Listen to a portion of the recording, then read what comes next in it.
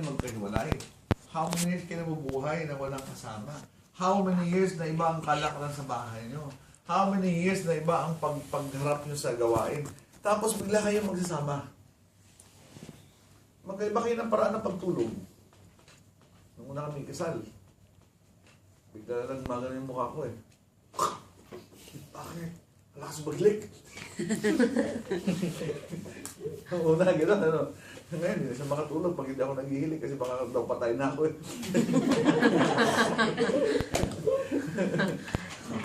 Different. Diba? We are different. Iba ang pagtrato sa'yo sa bahay. Ito pa, pag nag-asawa ang panganay at saka bunso, mahirap na adjustment siya. Bakit? Yung panganay, sanay nang gumutos. Diba? Ay, maganda siguro kasi yung bunso, sanay nang inuutosan. Ang mahirap yung parehong panganay. Tama. Hangan. Tigas ang ulo. Kasi pareho kayong sanay Mangutos. na kayo ang nag-uutos. Pag pareho kayong bunso, wala nang magdidig sa inyo. Galing ah. Nakakanya magkakaiba kasi tayo talaga ng pananaw. Ano pa? Sa mag-asawa, yan marami. Physical. There's a big difference between yung physical component ng lalaki at ng babae. No? Kaya nga, nakalimutan ko sabihin sa mga asawang lalaki kagabi. Dapat, alam mo, yung physicality ng asawa mo. Halimbawa, alam mo ba yung tungkol sa tinatawag ng PMS? Hindi yung preventive maintenance. Ha? Premenstrual syndrome. Ano ibig sabihin nun? Ano ba yung tunog doon? May malam? Ang asawa mo ay meron tinatawag na cycle. Diba? Yung permanent state. Yung kanyang regla. Within that cycle, within that period, dumadating yung imbalance. Nagbabago ang mood. Nagkakaroon ng Mood swing. mood Mood swing. At hindi mo malaman bakit wala naman dahilan ay nagagalit. Nagagalit agad. So kaya hindi mo alam, mapipikon ka. Mm. Ano, alam mo na, mga 10 days before, pag may ulo, merong swing. Bilangin ko. Ngayon, mahirap na bilangin, ha?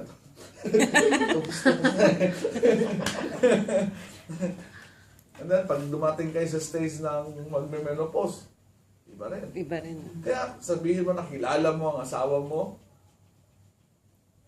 habang buhay mo yung gagawin. Kilalanin. Ha? Kilalanin. Yung pagkilala mo sa asawa mo is a lifelong process. So that's why it's very important. Kasi bakit? Dahil, pag hindi mo alam yung mga cycle na yan, nagre-react ka. Ang problema, yung asawa mo, hindi niya kontrolado yung kanyang emosyon. Tama ba yan? Tama.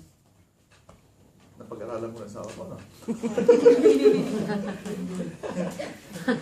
And then yung postnatal, yung postpartum blues.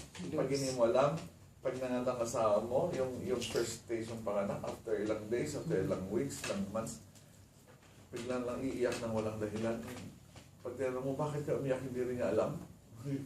Basta malungkot lang siya. Ay, mga ganun bagay. Pero dapat matuwa ka, hindi ikaw yun. Kasi kung ikaw ang nanganganak, ikaw ang magiging ganun. Kaya dapat, ang gagawin mo, unawa. Bakit? Masalamat ka, hindi ikaw yun eh. Diba? Pero mo, laking pasalamat mo na asawa mo ang gumagawa lahat nun.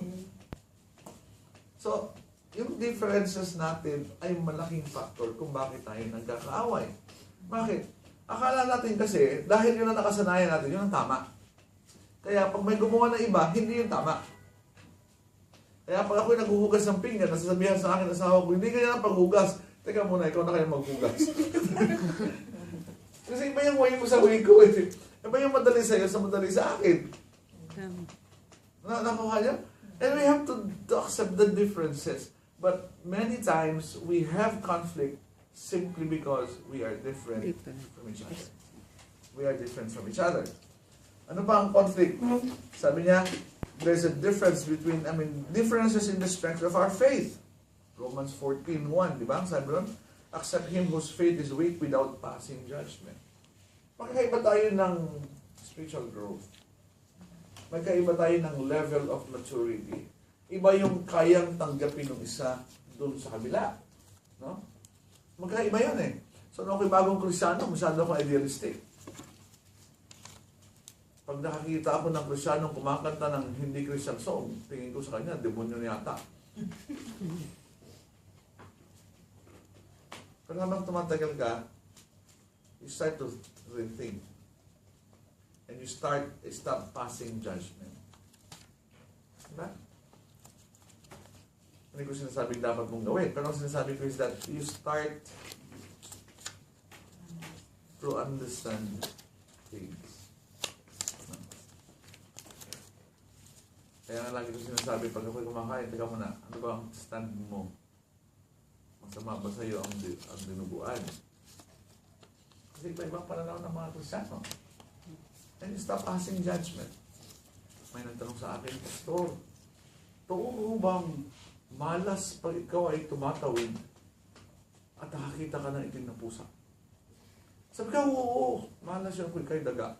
Kasi kung daga ka, tumakbo ka na.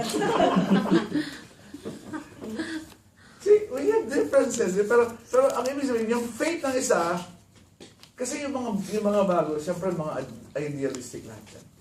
Lalo na pagtingin sa pastor, hindi dapat magkasala ang pastor. At hindi dapat magkamali ang anak ng pastor. Nakakalimutan na kaya may magulang dahil ang bata kailangan ng Guidance. At kahit ang anak ng pastor ay kailangan ng guidance. Yeah. Nakakuha niyo yung ibig sabihin? Failings by those who are weak.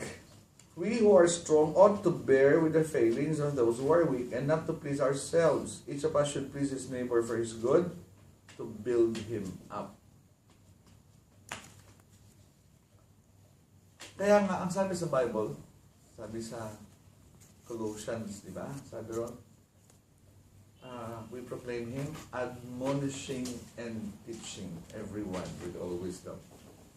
Anong pagkaiba nun? Anong ibig sabihin ng admonish? Admonish is gentle correction. And gentle correction is applied to new believers.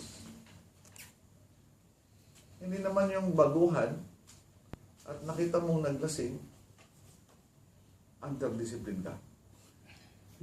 Expelled ka sa church. Hindi ka na nila. Kasi pang level niya eh. And we have to understand. Ito pang isa. Tendency to be conceited and ambitious. Do nothing out of selfish ambition or vain conceit. No? But in humility, consider others better than yourself. Sabi ko sa mga Bible study ko, alam mo, hindi madaling maging Kristyano. Sabi niya, Pastor, bakit? Dahil sa Philippians chapter 2, verse 3 and 4. Consider others better than yourself. Madali ba yan? Hindi madali, di ba? Kung ikaw ay supervisor, consider your janitor better than yourself. Madali ba yan? Hindi, di ba? Do nothing out of selfish ambition. But selfish ambition, vain conceit, yan kasama yan sa message ko bukas. Bukas ko kayo paliwanag. Makakalaman nyo na eh. Anyway, ano pa? Deceit. Siyempre, sino ba naman gusto ng niloloko? Kapag alam mo niloloko ka, kahit sa 20 centavos o 10 centavos, nakakatikod, di ba? And that can cause conflict. So, yun, konting bagay pa lang yun. Paano na kung malaking bagay? Now, of course, kung kayo mag-asawa at you are, niloko ka ng asawa mo, siyempre, ibang usapan yun. Diba? As a matter of fact, sabi ng Panginoon, unless for reason of unfaithfulness. Ang faithfulness talaga ay talagang hindi ka tanggap-tanggap. Defiling the sanctity of your bed or your relationship. Deceit is always causing a problem. Sin. I know that nothing good lives in me, that is my sinful nature, for I have desired to do what is good, but I cannot carry it out. For what I do is not good, I want to do. No, the evil I do not want to do, this I keep on doing. Sino yung sumulat nun? Paul. Anong sinasabi ni Paul? Sabi niya, yung gusto kong gawin, alam kong tama, hindi ko nagawa-gawa. Yung mali, na alam kong mali, ginagawa ko. Pero salamat dahil hindi natapos doon yung kanyang sinabi. Who can save me? Sabi niya. Puntahan natin. Romans 7 yata yan.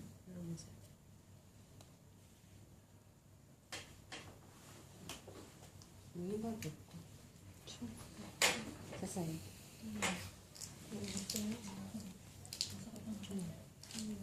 Sabi niya, it is no longer I myself to do it, but it is sin living in me. For I know that God, good itself does not dwell in me, that is in my sinful nature. For I have the desire to do what is good, but I cannot carry it out. For I do not do the good I want to do, but the evil I do not want to do, I keep on doing. Now if I do what I do not want to do, it is no longer I who do it, but it is sin living in me that does it. So I find this law at work. Although I want to do good, evil is right there with me. For in my inner being, I delight in God's law. But I see another law at work in me, waging war against the law of my mind and making me a prisoner of the law of sin at work within me. What a wretched man I am! Who will rescue me from this body that is subject to death?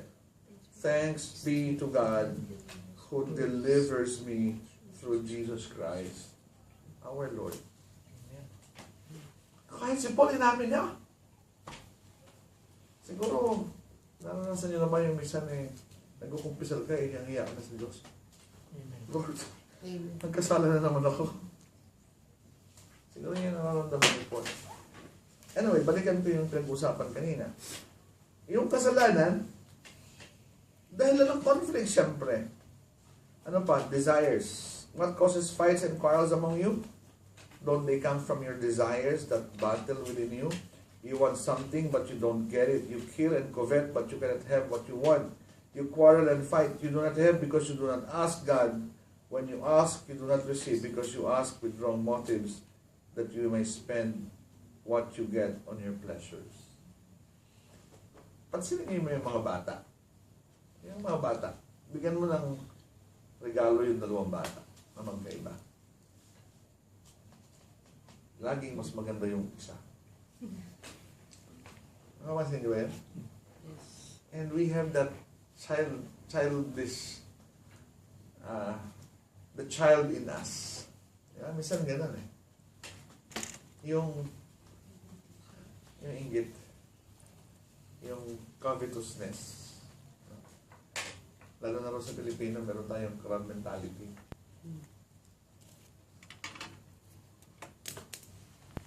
Si Arnold yung nag-share sa akin isang araw. Sabi ko, sa trabaho mo, sabi niya, mahirap eh. Kung bakit? Kasi, yung pinasukan niya ngayon, sabi niya, natanggal yung dalawa kasama yung supervisor o yung manager yata. Ito isang Pinoy, sabi niya, ang ginawa niya na matanggal yung dalawa, nagpakitang gilas, expecting na siya yung tatalit. Gusto niya ipakita na ayaw niyang gawin lahat ng trabaho mag-isa. Eh biglang nag-hire ng kapalit ng supervisor. So, sama ng loob niya ngayon. So, hindi siya nag-cooperate. Kung ano yung ayaw ni Arnold na gagawin, siya yung ginagawa niya. Yung ganung mentality. So, dahil sa ganun, siyempre, mag-create ng conflict. Diba? Eh, minsan ganun tayo sa mga bagay. Diba? Pag nagtampuhan na, kung ano yung ayaw ng isa, yun yung gagawin. Okay. Minsan makulit tayo, no? Tama ba yun? Jealousy. Ayan. Ilan na nag-away dahil sa selos? Ang tanong, kasalanan na mag-selos?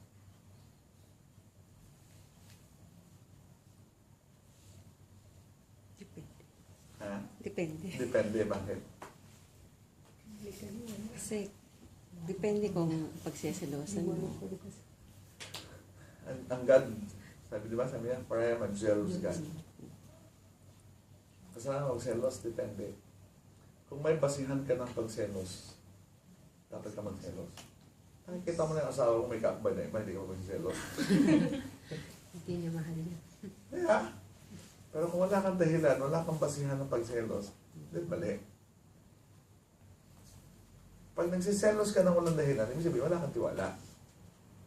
Immature. Pero kung may dahilan at dapat ka magselos ka.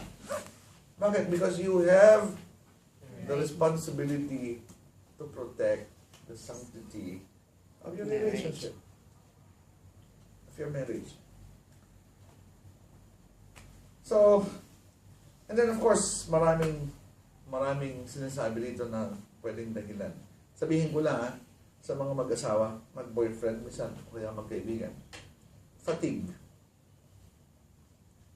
Dahilan mo yan ng pag-away. Minsan.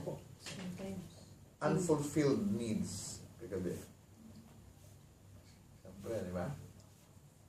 Unfulfilled needs. Financial difficulties sa mga asawa. Yung kwento ko kanina, di ba? Ang problema nila, pera eh.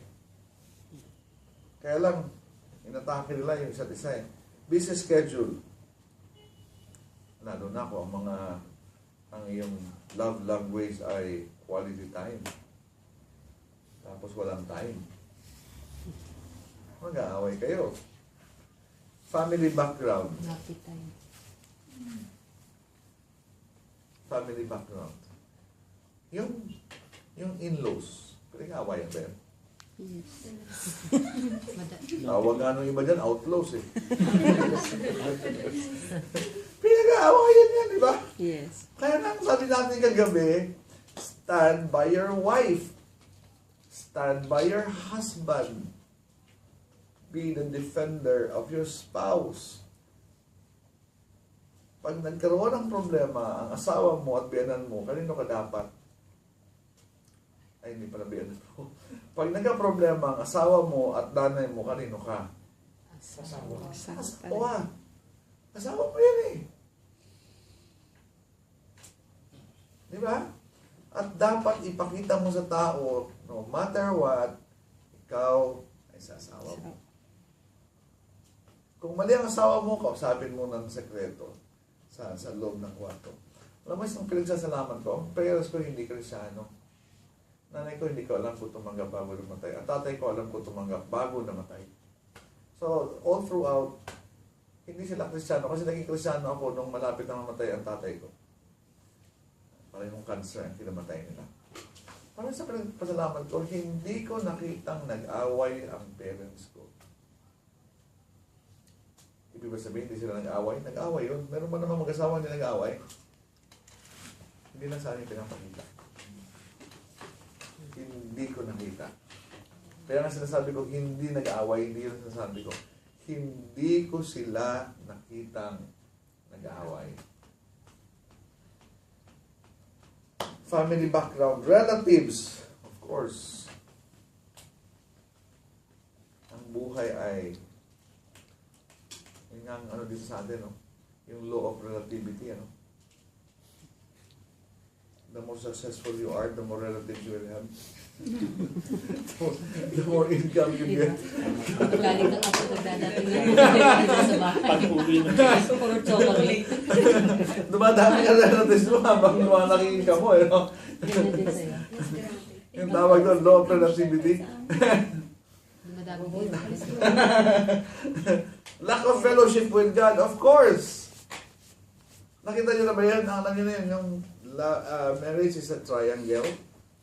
Hindi pa nakikita yun? Mas nadali ba? Para wala ito. Okay, naantok na yan pag alas 8. Triangle ang love. Marriage is a triangle. Ay yung nasa base, ang Diyos ang nasa top. As you go up in your relationship with the Lord, your relationship becomes shorter. As you go down in your relationship with the Lord, your relationship becomes further. Hindi rin pwedeng isa lang yung aakyat kasi hindi rin sila lalapit. Kasi the secret is always go up together. Get closer to God together so that your relationship, your distance will get closer. Ang galing. Diba? Yun ang marriage. hindi ito is between just you and your spouse. It's between you and your spouse and the Lord Jesus Christ. Yan. The author of marriage. Wala yung akin. Unrealistic expectations. Minsan kasi ang problema sa marriage is bago ka ikasal, meron kang ideal person. Tapos, pag kinasal ka na, ang gagawin mo, yung iyong asawa, hindi, gusto mong baguhin para maging ideal person mo. Ganun ka din. It will never work. Bakit? Hindi kasi siya yun eh. At wag na wag mong ikukumpara. Bakit ang tatay ko? Hindi naman yung tatay mo pinakasalan mo. Yung asawa mo, di ba? Tama. Hindi mo pwede, lalo na ang magkakagulo kayo pag sinabi nung dati kong boyfriend. Awar yan. Di ba? So never compare. Kasi magkaiba yan eh. Pero sometimes nangyayari yun. Now we have unrealistic expectations. Marriage is a lifelong compromise. Anong ibig sabihin ng compromise? Not in a negative sense. Ibig sabihin, it's a lifelong giving and taking. Diba? Adjustment. Masyadong mataas ang expectation mo, babaan mo ng konti. Ako naman, iaakyat ko ng konti para mag-meet tayo dun sa gitna. That is what relationship is about. No? Palagi kayo mag-a-adjust sa isa't isa. Huwag mo sabihin, ganito na ako dati. What about the Holy Spirit? That's the reason why the Holy Spirit, you become a better person every day.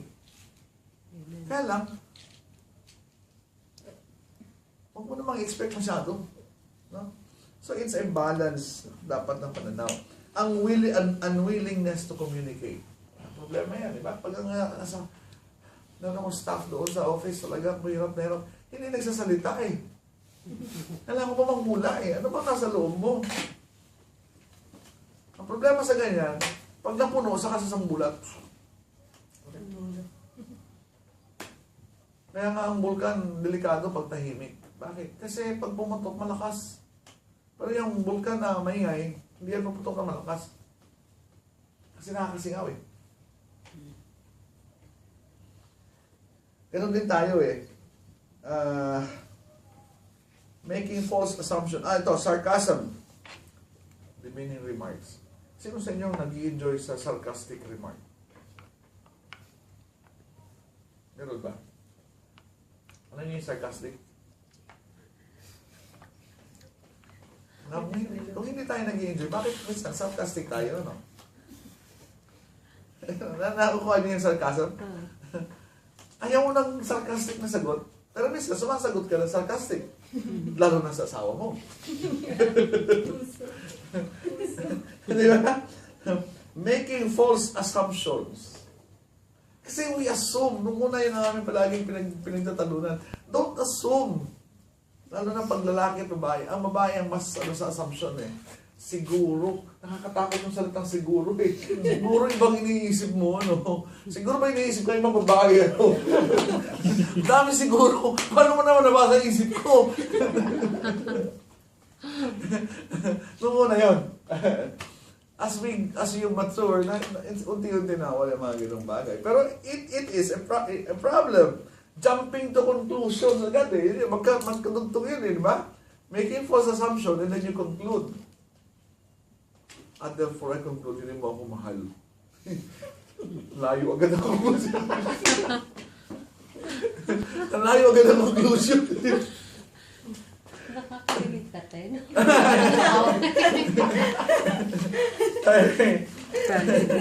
Inflexibility. Hindi tayo flexible. Tapos, irritating habits.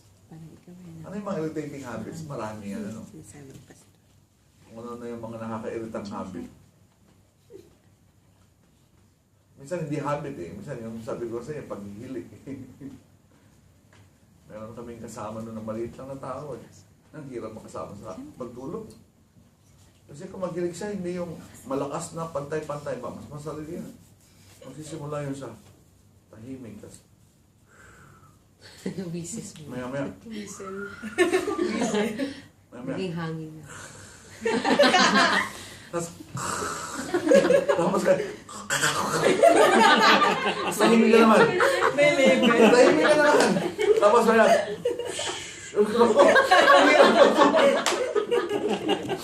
paano ka matutulog? Hintayin mo lagi. Hindi na ako pala. Hirap ng ganun. Bakit? Wala. Liyakot lang kita. Ano mo, Hindi iba naman yung lang. content. Malakal ba sa pantay-pantay? Sige na. Pagpagod lang. Para nalala ko tuloy. Sumisigaw ka pang. Nalala ko yung isang kwarto, yung matanda, nasa ilalim ng kwarto, may umupa sa taas niya. Ay kaya lang, yung umupa sa taas niya, lasenggo. Kasi bata eh. So, uuwi yan, alas 12 naman na yung araw, alauna, biglang babagsak sa kama, lasing, itatapos yung sapatos, pam! Tagigising yung matanda sa ilalim. Tapos kukunin yan sa kabila pam! So, after mga isang buwan, din nakatayo sa matanda. Ako na may makikiusap sa'yo, sabi niya, matanda na ako. Pag ako'y nakagising, tagal na ako mag-uli makatulog. Ay, bakit ko? Pag ikaw naman umuwi, mo naman balibag yung sapatos mo. Ay, sige o. Anong gabi na yun? Lasing na naman. Nilalibag yung yung PAM! Tapos bigla na lang yan, may matanda pa na sila rin. So yung pangalawang sapatos kinuha, dahan-dahan lagi. After 30 minutes, may kumatok. Sige na, pakibalibag mo na yung isa. Kayo na ko pinaantay. Hindi ko makatulog. Ayun pala yun. Nasanay. Hindi Nasana. ako makatulog. Inaantay na kasi. Oo, para matulog na lang siya. Para makatulog na. Anyway, nagging. Sabi sa Bible, a nagging wife is as irritating as a leak in the roof. Para natulog ng boom. Sabi niya, it is better to stay in the corner of a house than to be with a nagging wife. Proverbs yan. Yes. Yeah. So, conflict is normal, okay? But it should be handled correctly. Otherwise, it could cause serious problem. No? So, ano bang sinasabi sa Bible? Sabi sa Matthew 5:23-24, therefore, if you are offering your gift on the altar, and there remember that your brother has something against you. Hindi ko your brother husband, or your sister wife, has something against you, leave your gift there in front of the altar. First go and be reconciled to your brother, then come and offer your gift. Anong pakiintindi nyo doon?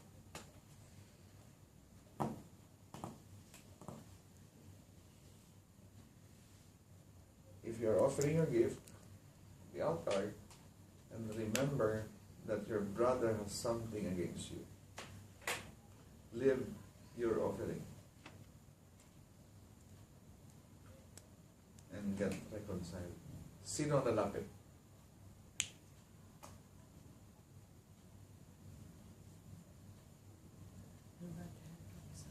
Sino lalapit? Nagkamali. Hindi. Hindi na Hindi sinasabi yun dito. nagkamali. Siya nagkamali. Yung nakalala. Nakaalala. Yung mag-o-offer. Bakit? Ikaw ang naapektuhan. Sabi ron, unforgiveness is like taking a poison and then wait for the other person to die. Actually, pag ikaw ay may galit, ikaw ang naapektuhan. May isang kwento. Totoo nangyari. May isang babae, Kristiyano to. Nagkaroon siya ng sakit. Bagsak yung kanyang katawan. Galing na siya sa maraming doktor, kung ano nang pinagpa-check up niya. Hindi makuha yung sakit niya. Pero bumabagsak ang katawan niya. So dami niya napuntahan, wala. One time, pumunta yung pastor. Nagkukwentuhan sila. Lumabas yung kapitbahay. Paglabas ng kapitbahay, nakita ng pastor yung pagbabago ng mukha niya. So, nagtanong yung pastor, kumusta ka dyan kapitbahay? Biglang lumabas. Galit pala siya doon sa kanyang kapitbahay. Then, nung pastor, ano ba nangyari? Yun pala, at one point in time, pagtapon ng basura doon sa kanilang bakuran, so naggalit siya ng gusto. Tuwing makikita niya yung kanyang kapitbahay, kumukulo ang kanyang dugo. Yung mga tipong, hindi naman ako galit sa iyo, ayaw ko lang kung makita. So, tuwing nakikita niya, ang problema, kapitbahay mo, di araw-araw mo makikita. Ang ginawa ng pastor, dinil niya yung problema. Hanggang sa, nag-decide yung babae na magpatawad. Pinuntahan na yung kapitbahay. Nung malaman ng kapitbahay na galit yung siya, nagtaka yung kapitbahay, hindi nga alam. Nagalit pala sa kanya. Pero naman, nung siya magpatawad, nawala yung kanyang sakit. Unforgiveness is a negative feeling that can cause physical problem. Di ba? It can cause physical problem. Now, ito ang problema. If you have unforgiveness, then you're hurting. And if you're hurting, the tendency is strong to hurt others. Yeah. So the tendency is strong to hurt others. Anyway, Matthew 18:15-18, if your brother has sinned against you, go and show him. But before that, gusto ko lang puntahan yung Ephesians chapter 4. Kasi maganda yung sinasabi sa Ephesians chapter 4.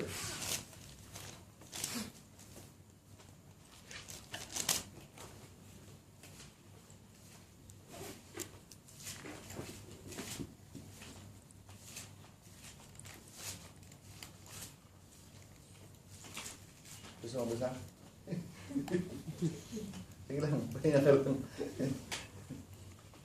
Therefore, gusto na ha?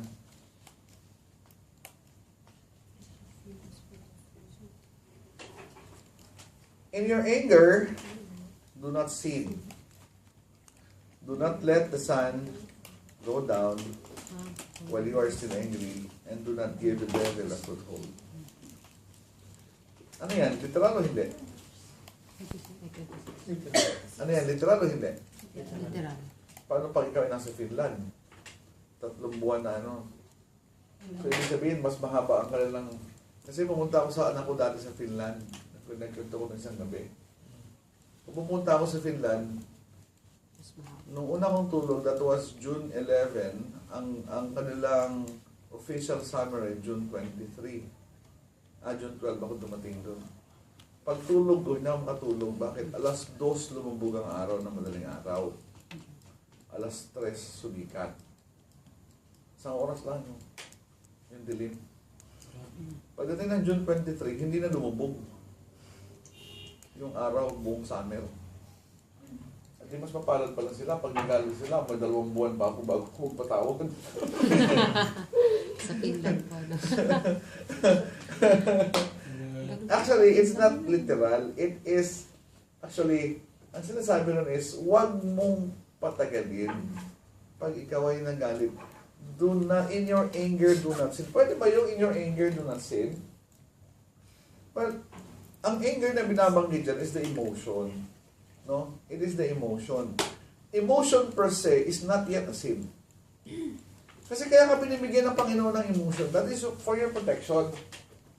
Diba? So, emotion per se is not a sin. How you handle your emotion determines whether you sin or not. Diba ba? Nairita ka. Bigla ka nagsalita ng masama. Then you sin. Tama? Kinimkim mo yung galit mo. You hate. Then you sin. See, the emotion per se is not yet a sin. But how you handle emotions will determine whether you sin or not. No? Kung yung galit mo ay nakontrol mo at wala kang ginawa at nagpatawad ka agad, ayos yun, di ba? Parang, wala na yan. Hindi mo pinansin. Emotion lang yan eh. Pero pag hinarbor mo yung sin, yung emotion, that makes you sin. Kaya nga sabi, in your anger, do not sin. So kaya nga, ang hirap sa amin eh. Pag kami nagtatampuhan, hindi ko kayang matulog nang hindi kami nagkakapatid. Kaya lang, magkaiba kami ng personality. Sabi ka kasi niya, pag nahihirapan ako, pag nakikita ko siya, sarap ng tulog. Bakit ka nakakatulog? Ikaw lang naman galit eh.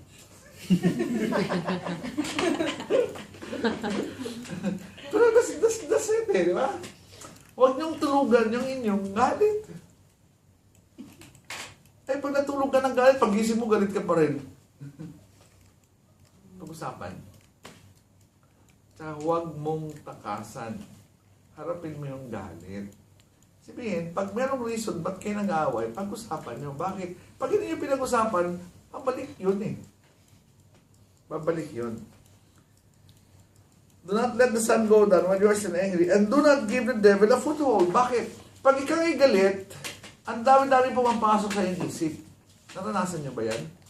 Nandyan na yung self-pity, nandyan na yung gusto mong gumanti, nandyan na lahat na ng kasamaan. Ibig sabihin, because you are giving the devil a foothold. Kaya nga sabi niya, in your anger, do not sin, do not give the devil a foothold. No? Yun ang sabi ron. And then, pagdating sa verse 32, sabi niya ron, be kind and compassionate to one another, forgiving each other as Christ forgave you.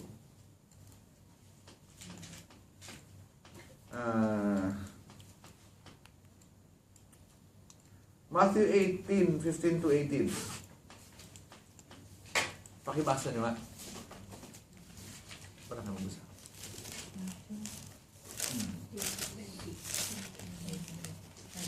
Pakibasa mo. Matthew 18:15 to 18. Okay. Matthew 18:15 to 18. If your brother has sinned against you, go and show him his fault, just between the two of you. If he listens to you, you have won your brother over. But if he will not listen, take one or two others along, so that every matter may be established by the testimony of 2 or 3 witnesses. If he refuses to listen to them, tell it to the church. And if he refuses to listen to the church, treat him as you would a pagan or tax collector. I tell you, whatever you bind on earth will be bound in heaven, and whatever you loose on earth will be loose in heaven. This is not for husband and wife. No? This is for the church. No? Alam nga naman nagkasala yung asawa, kumuha ka ng testigo. No? Para, hindi yan para sa yung asawa. No? It is for the for the church. Maliwanag yung sinasabi doon. Ano yung paraan ng pag-ayos ng conflict? Pag merong conflict, kausapin mo personal. Huwag mong i-pray request. Pag-pray natin si ganito, bakit kaya ganun? Puntahan mo. Sabi doon eh, personal. Diba? Kausapin mo. And then, yung mga sinasabi niya, no? Now, ano sabi doon? What is the implication of unresolved conflict? Maliwanag naman yung our Father, yung sinasabi ng our Father in heaven, di ba? If you do not forgive, you will not be forgiven, di ba? Yung pag-worship mo, maapektuhan. Kasi hindi maging katanggap-tanggap yung worship mo. Yun ang sinasabi doon. Bakit? You are harboring ill feelings, no? Kung ikaw ay may galit, maapektuhan. So, ano bang sasabi doon sa ano? 1 Corinthians 13. Anong role ng love doon? Love is patient, love is kind, ano? It is not doesn't boast. It keeps no record of wrongs. No. It keeps no record of wrongs. So, anong ibig sabihin nun? When you forgive, you forget. Now, hindi ibig sabihin yun ang forget dahil ikaw ay mahina ang memorya. Hindi dahil you forget kasi may Alzheimer ka na. Ano? When the Lord said, I will remember their sins no more, it means to say, kakalimutan ko na. Hindi ko na. Pag sinabi mo kasing, I have forgiven you, three things. One, I am saying that I will never bring up the matter to you anymore. I will bring up again the matter again to other people, and I will not bring up the matter anymore to myself. Pinatawad ko na siya. Kasi alam ba kung anong ginawa sa akin? Pinatawad ko na, pero manikwento ko sa iyo. No? Ikaw, di bali, pinatawad na kita, pero huwag mo na ulitin na. Ikaw kasi, naalala mo pa nung minsan yung ginawa. sabi nung, di ba, sabi nung nagpa-counsel na, Pastor, yung asawa ko, di ba, sabi niya, pag nagagalit, may tendency mag-historical. Ganun tayo, di ba? Ang sinasabi ron, resolving conflict, if you have resolved the problem, don't bring it up again anymore. Bakit? It's a done deal. Tapos na yan. Huwag mo na ulitin yan. Kung meron kayo resolve, yung bago. Kaya nga dapat pag-usapan. Kasi pag hindi niya pinag-usapan, nagmumulto. Nagre-resurrect. Pero pag sinabi mo, tsaka importante ganito, i-verbalize nyo, pinapatawad na kita. Patawarin mo ako. Sorry, hindi ko na ulitin, nagkamali ako. Yung sorry na gano'n, hindi yung, sorry na. Sorry na nga eh! Ano yung sabihin nyo gano'n sorry? Tumigil ka na!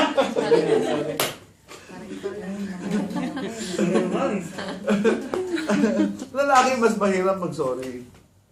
Totoo naman. Admitted yun sa ating mga lalaki. Ano? Kasi mataas ang pride.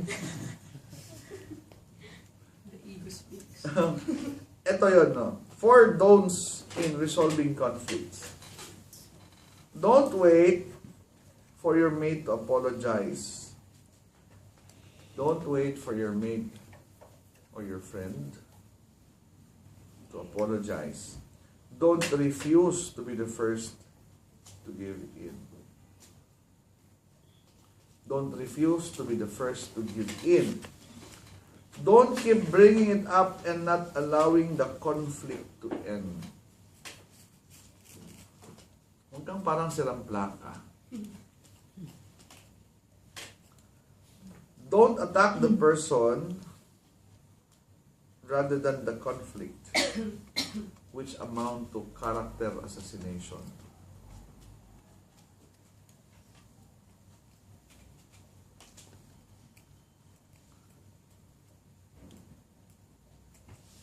Don't walk out killing the conflict in its prime.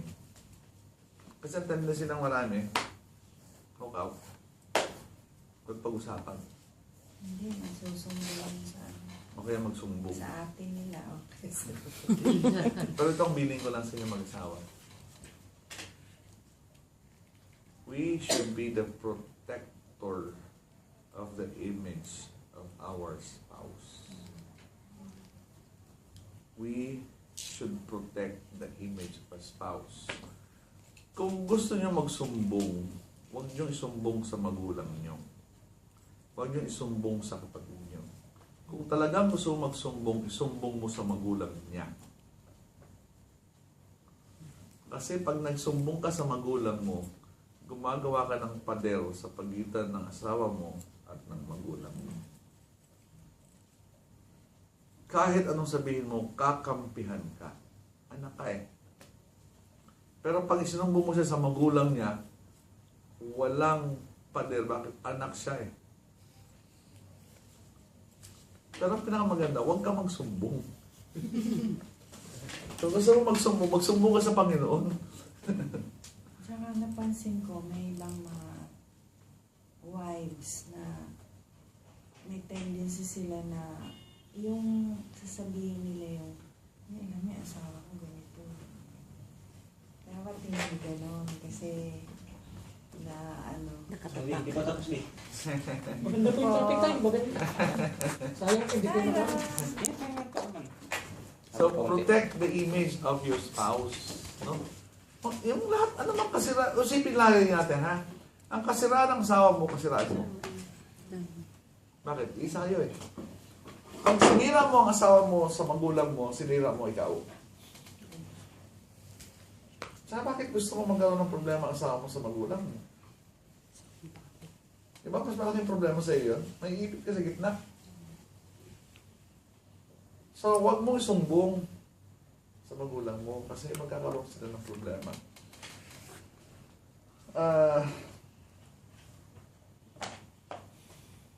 Anong magbigat na sitwasyon sa pag-resolve ng conflict?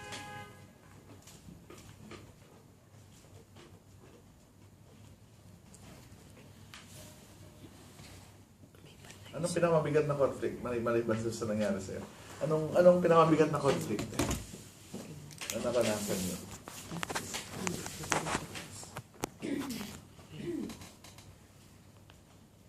Towards the end, it will boil down to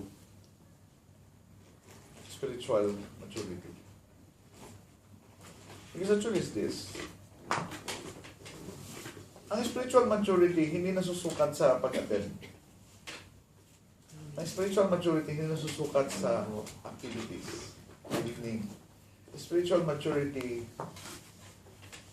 ay nakikita sa pag-handle mo ng mga sitwasyon sa buhay. How do you handle situations? How do you handle conflict? Because if your goal is really to please God in every way, then di pumapasok yung obedience, regardless of what you feel. By the way, forgiving is not a feeling. Forgiving is a decision to make. Forgiving is not dependent on what you feel. Forgiveness or giving forgiveness is a decision to make regardless of what you feel. When Christ said, Lord, forgive them for they know not what they do, it was the time when Christ was feeling the pain. Can you imagine the pain? You are being hung. Wala ka namang kasalanan. That was the very time na you are feeling the pain emotionally, you are feeling the pain physically. But that was the time that He uttered forgiveness to the people. Yeah? So, kasi ang iyong feelings, ang iyong pagpapatawad, hindi dapat sumusunod sa iyong nararamdaman. Yung nararamdaman mo, hindi mawawala eh. Ang iyong nararamdaman, ang dapat sumunod sa desisyon mo. You have to make a decision to forgive regardless of what you feel. Because once you made that decision, then your feeling will follow. And then as you start praying, di ba sabi ng Panginoon? Pray for those who persecute you. Di ba sabi niya? Bless those who mistreat you. So as you do those, that's the time na susunod yung feeling. Now, ang prayer, ang magandang sa prayer is, pag pinag-pray mo yung tao, magiging concerned ka doon sa tao. Kasi pinag-pray mo. Pag naging concerned ka doon sa tao, mas magiging mapagpasensya ka doon sa tao.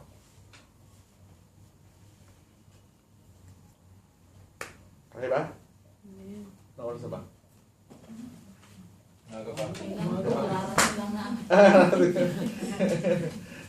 So, ito yun, itong resolving conflict. No? Huwag ka magantay. Tsaka yung sinasabing sinusunod, kaya ano doon is, huwag mong tulugan yung problema. Ayusin nyo bago kayo matulog. Kung kayo mag-asawa. Kahit ako magkaibigan pa rin, naman kayo magtawagan eh. Mahirap paging Kristyano? Masarap paging Kristyano. Amen. Amen. Amen. Sabi nung isang kasama ka. Kilala ko. Kaya ako dyan maging kasano. Bakit? Wala kang freedom? Sabi ko, mali. Meron akong freedom. I can choose to say no to liquor. I can choose to say no to women. I can choose to say no to, ikaw ang walang freedom. Hindi ka makasay ng no sa sigarilyo. Hindi ka makasay ng no sa alak. Hindi ka makasay ng no sa bisyo. Sino sa atin na walang freedom? Ikaw ang walang freedom. Di ba ang freedom is being able to say no? Yes. Oh, di ba? Kung gusto ko bumalik, bakit hindi? I can always choose to go back. But I choose not to go back. That is freedom.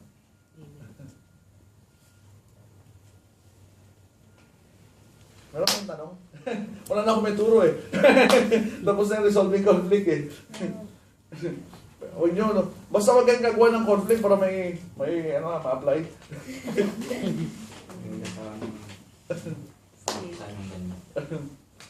I-record ako. Okay. Siguro ang magandang gawin ganito eh. Isipin nyo yung mga... Kasi, sa akin kasi, mas gusto ko yung nagtuturo at i-preach ng mga practical na bagay. Kasi Bible is practical eh. Hindi ginawa ang Biblia para lang sa mga theologies eh. Ginawa ang Biblia para maging gabay natin sa ating buhay. Diba? So kung hindi mo i-apply sa buhay mo, mahirap. So ang gagawin natin ngayon is, isipin natin, may mga paabang may conflict tayo ngayon. Kasi this is not only about husband and wife. This is about relationship with other people. And what affects you is not only your conflict with your spouse, the conflicts that you have with other people affect you eh. Diba? Apektado ang mundo mo, actually luminit ha, mas marami kang kaaway, luminit ang mundo mo eh. Ayaw ko pumunta dyan, baka makita ko si ganito. O doon lang tayo sa kabila, baka naman si ganito makita ko. Palit na palit yung mundo mo, pag marami kang kaaway eh. Diba? So, let's think about those people and let's talk to God. And let's make a decision. Kasi, actually kasama to sa mga mensahe ko bukas.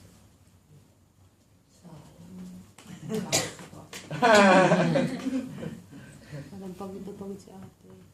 So, ito yung ating bagay. Magaling. Hindi ka pa rin magaling eh. Ba't ka papasok kung hindi ka pa magaling? May sasabihin, mag-leave na nga ako tapos sasabihin, upset ka pa. Oo, may sakit ka ba rin? Bakit ka? Anyway, think about those people and they're coming for the Lord.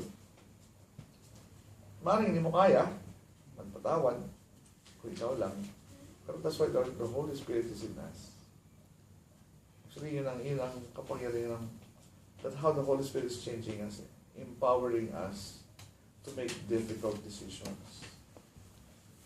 Yun ang role ng Holy Spirit sa atin.